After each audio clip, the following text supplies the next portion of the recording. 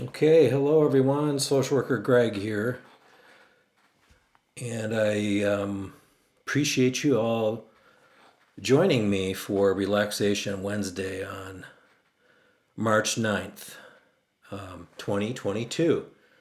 And the title for today's session is The Father of Mindfulness Has Become a Cloud. And so in today's session, I'm going to talk a little bit about Thich Nhat Hanh, a Vietnamese Zen master, beloved the world over, who died in January. I'll also be sharing from my experience as his student, really some of the stories of my spiritual journey. And then I'm also going to share about the three teachings from Thai that have influenced me the most. And those teachings are mindfulness, interbeing, and the nature of the bodhisattva. But before continuing, I just want to have you join me in taking a few minutes to arrive for this time together. You all made an effort to be here, and so did I. And let's respect ourselves and each other enough to really be here completely. And so I just would invite you to sit back in your chair wherever you are and see if you can release the tension from the day to day. Just doing whatever you can do easily to allow your body to be more comfortable. Softening your eyes and just dropping into the comfort of being in this body with a few minutes with nothing else to do. And bringing your attention to your breath and the sound of my voice. In, out, deep, slow, calm, ease, smile, release. Present moment. Wonderful moment.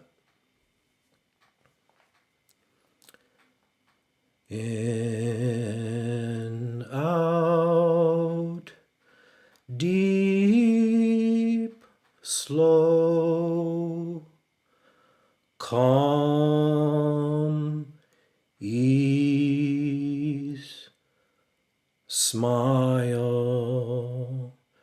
release, present moment, wonderful moment.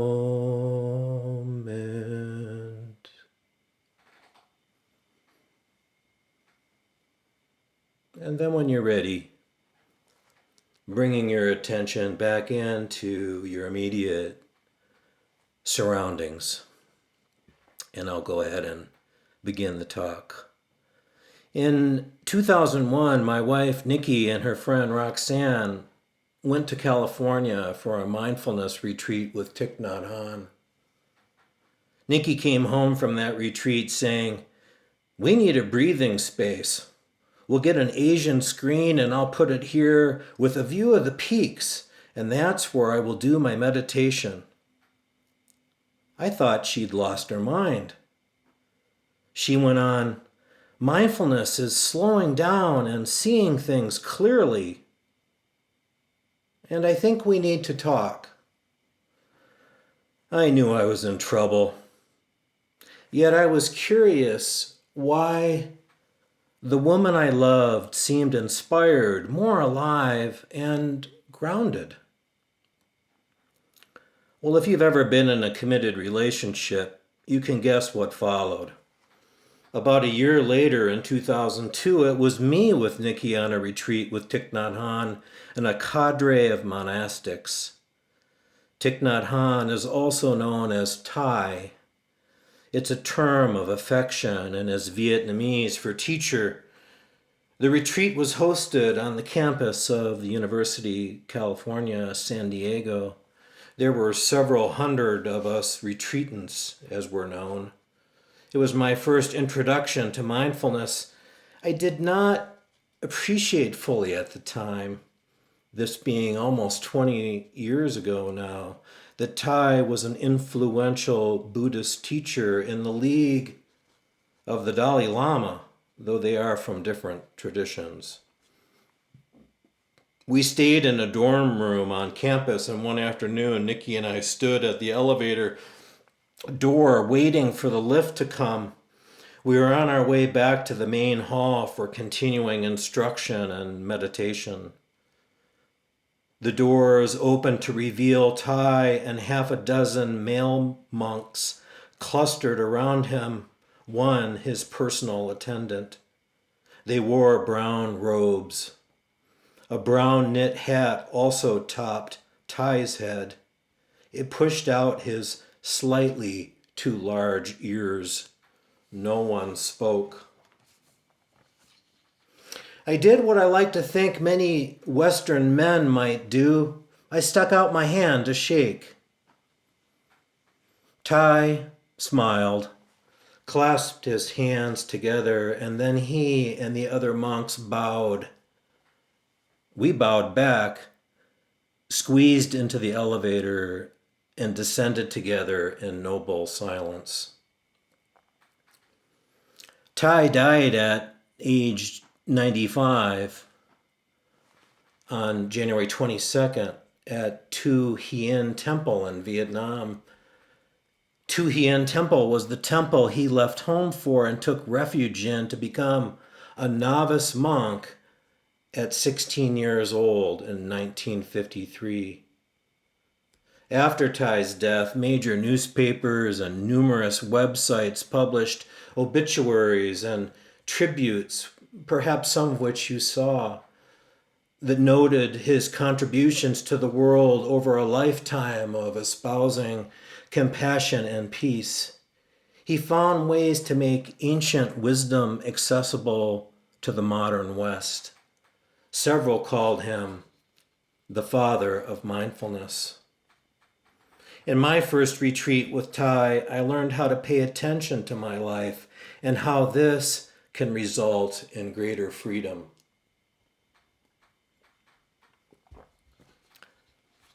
Thai's seminal book, The Miracle of Mindfulness, and by the way, if you buy only or have only one book on mindfulness, this is the one I recommend. The Miracle of Mindfulness, published in May of 1999, describes mindfulness this way. People usually consider walking on water or in thin air a miracle. But I think the real miracle is not to walk either on water or in thin air, but to walk on earth. Every day we are engaged in a miracle which we don't even recognize. A blue sky, white clouds, green leaves, the black, curious eyes of a child, our own two eyes, all of this a miracle. Thai had such great one-liners. He said, "The past has already gone, and the future has not yet arrived. The here and now is the address of life." And I love this quote especially. When you love someone, the best thing you can offer is your presence. How can you love if you are not there? How can we love if we are not there? Thich Nhat Hanh is part of the Zen Mahayana Buddhism tradition. The tradition is rooted in the teachings of Master Linchi, who lived in China in about 866 of the Common Era. Linchi believed the highest attainment was to stop running after enlightenment or anything else for that matter, even if that thing is the Buddha. The koan, perhaps you've heard it, if you meet the Buddha on the road, cut off his head, is attributed to Linchi. And I think what this means is that anyone, including Greg right now, professes to know the truth doesn't really, and that becoming too enamored with any idea or philosophy is dangerous. Attainment, according to Linchi, is simply stopping. He taught there is nowhere to go and nothing to do.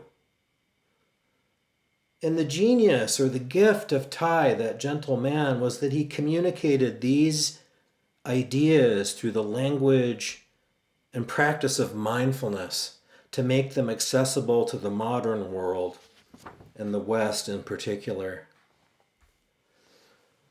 I learned from Thai how song and verse, known as gathas in Sanskrit, help establish mindfulness.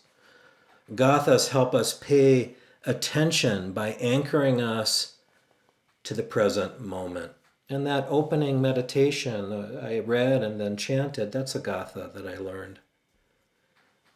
I'd like to share another gatha that I learned at a retreat at Thai's Deer Park Monastery in Escondido, California, that I think is especially beautiful as an anchor for the practice of mindfulness. Breathing in, breathing out. I am a flower blooming, fresh as the dew. Breathing in, breathing out. I am solid as a mountain, firm as the earth. Breathing in, breathing out. I am water reflecting what is real, what is true.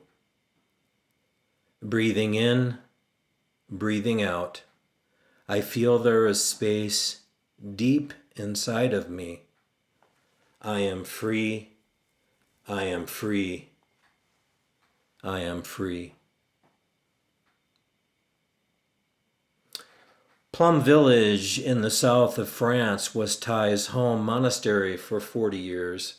He was exiled from Vietnam beginning in 1966 because of his anti-war activities.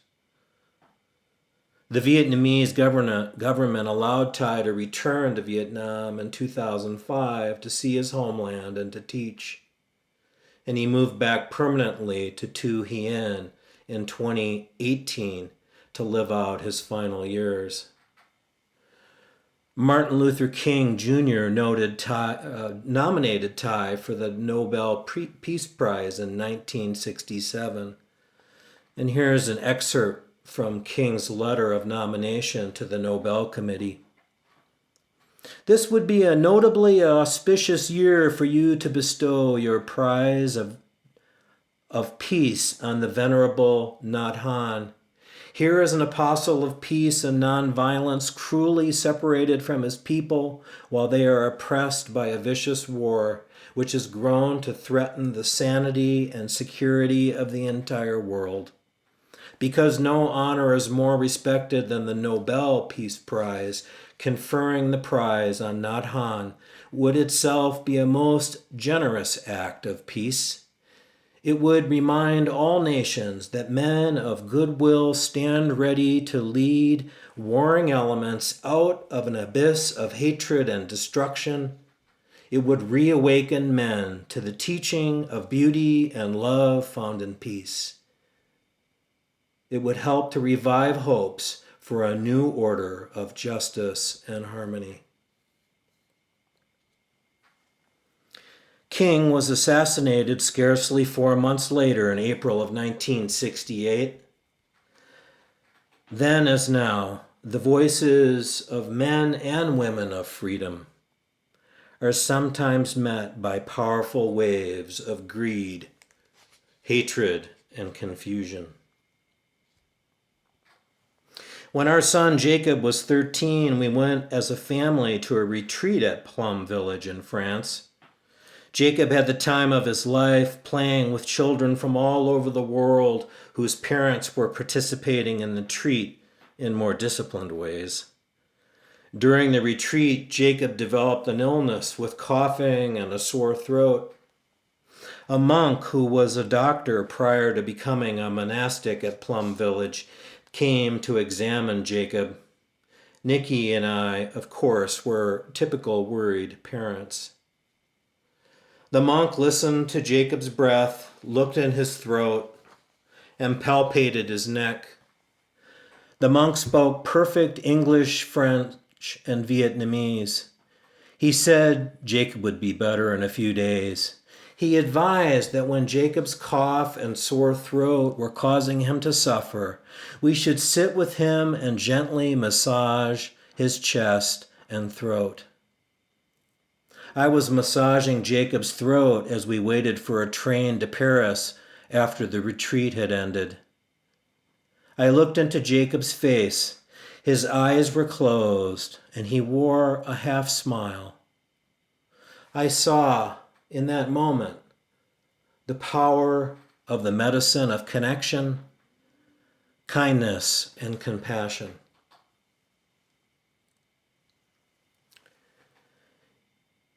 Interbeing was a core teacher of Thich Nhat Hanh. The essence of this wisdom is expressed in this quote: Interbeing, if you are a poet, you will see clearly that there is a cloud floating in this sheet of paper. Without a cloud, there will be no rain. Without rain, the trees cannot grow. And without trees, we cannot make paper. The cloud is essential for the paper to exist. If the cloud is not here, the sheet of paper cannot be here either. So we can say that the cloud and the paper inter-are. Interbeing is a word that is not in the dictionary yet. But if we combine the prefix inter with the verb to be, we have a new verb, interbe. A cloud and the sheet of paper inter-are. Shug Avery is a character in Alice Miller's book, The Color Purple. Shug says, "My first step from the old white man was trees, then air, then birds, then other people. But one day when I was sitting quiet and feeling like a motherless child, which I was, it came to me, that feeling of being part of everything, not separate at all. I knew that if I cut a tree, my arm would bleed. And I laughed and I cried and I ran all around the house. I knew just what it was. In fact, when it happens, you can't miss it." Black and white inter-are. Joy and sorrow, gain and loss, praise and blame inter-are. Democrats and Republicans inter-are. Russia and Ukraine inter-are, yet they are at war. How do we respond? Some years ago, when Jacob left home for university, I went on a retreat at Spirit Rock. Spirit Rock is a beautiful Vipassana retreat center in Northern California. At prior retreats, during the silence of meditation, I sometimes heard the sound of someone crying. I sat in a sitting meditation session, and this time the sobs, so clear in the silence, were mine.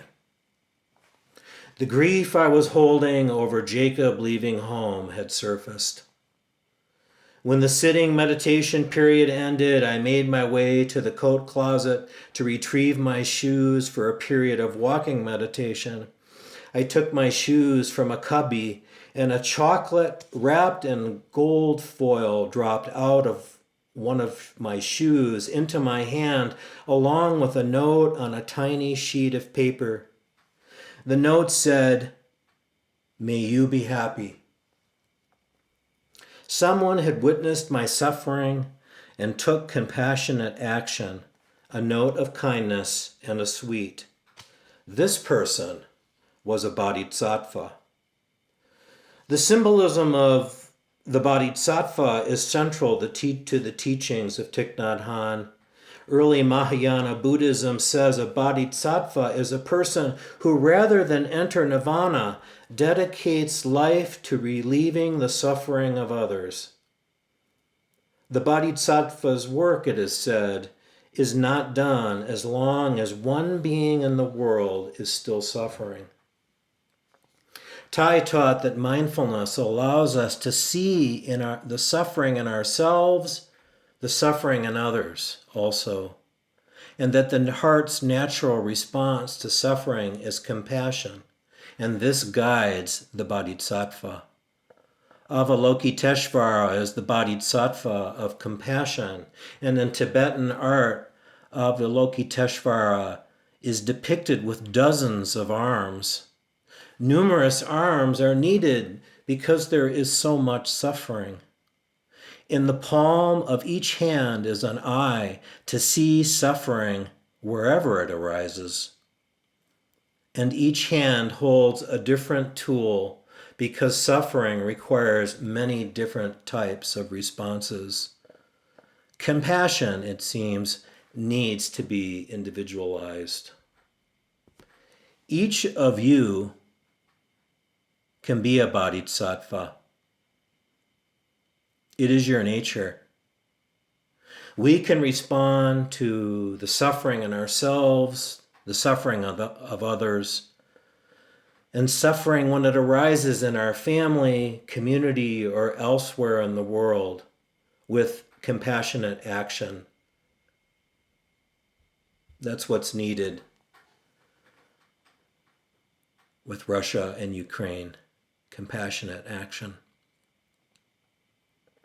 Now let's go back to San Diego in 2002.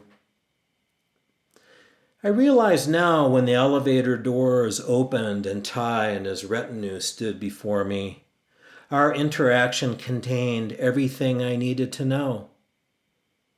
Ty's bow was full of respect and communicated, "I bow to your Buddha nature. I see it in you." His half smile radiated kindness and compassion. Standing together with Ty and his monks, there was connection and stability. We interwere. So many words. So I just invite you to sit back once again and just take a moment to drop back into your body, relaxing, being as comfortable as you can be without much effort.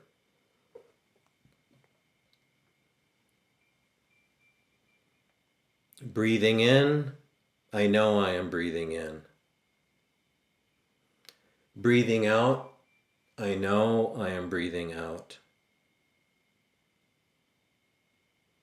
Breathing in, I feel connected. Breathing out, I feel stability. Breathing in, I recognize my compassion is limitless. Breathing out, I smile. And I smile to all of you. And I have one final quote from Ty that I'd like to close with. And it goes like this. "This body is not me.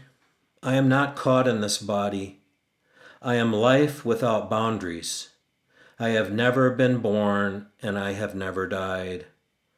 Over there, the wide ocean and the sky with many galaxies all manifests from the basis of consciousness. Since beginningless time, I have always been free.